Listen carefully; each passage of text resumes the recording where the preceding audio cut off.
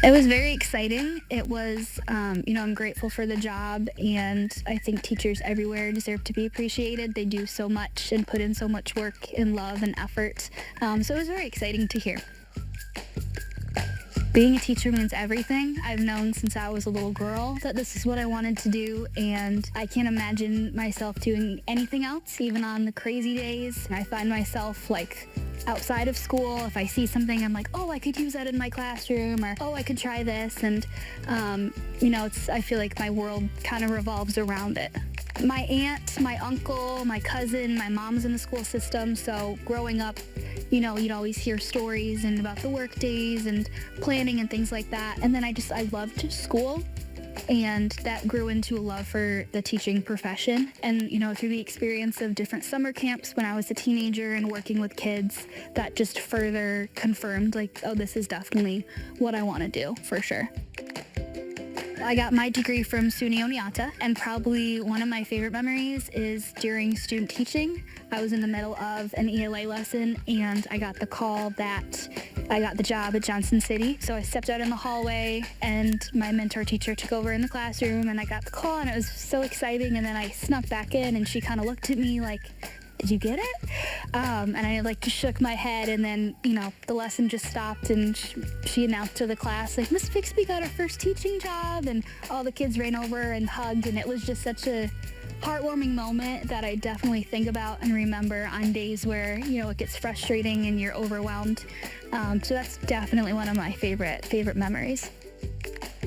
Don't expect perfection from yourself or your students. I feel like it's very easy to, especially as a new teacher, this is my second year ever, and I find myself being super hard on myself of, oh, I should have had this done beforehand, or I should have done this instead. And you can't do that to yourself because you're learning and growing together. And I think once you acknowledge that it doesn't have to be perfect, it's, progress over perfection. That's what my mom always said, and that's ingrained in me, that it does not need to be perfect as long as you're trying your best, working your hardest. Everything plays into the person that comes to school and is sitting in your classroom, and not everyone learns the same way. You can't have the same expectations for everybody, so you can't expect perfection. You just want progress, and for them to see that progress, so then they can build their self-confidence and, help them grow as a person, not just as a student sitting in a chair in a classroom. The last day of school last year was the end of my first year teaching, and it was that relief that you did it, and then just super proud of my students too. It's amazing to see the difference from the first day to the last day, and with it being my first year and getting to see that full transition come from start to end, I wasn't only proud of myself for getting through my first year teaching, but I was just so proud of my students for the progress that they made, and watching them become fifth graders after getting them as little third graders.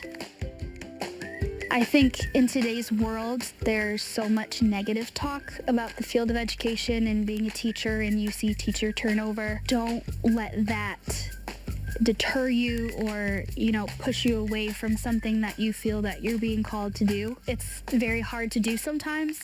You pretty much just have to block out the negativity, but I love what I do, and I'm not going to let that take away from the love that I have for my job. To know that there are people out there and teachers out there who love their job and, can't see themselves doing anything else. But that's out there too, that there's both sides of it, and you just got to take what people say with a grain of salt and keep following your heart and your passion. My mom worked in the school system too, and I would honestly say her, because the lessons that she taught me about life, I feel I use in my classroom a lot, the progress over perfection and, just trying your best. I would honestly say her, even though she's not a teacher, she's still my most important teacher that taught me things that, confidence, working hard, respect, that I think is so valued and should be valued in any classroom. So I would honestly say my mom.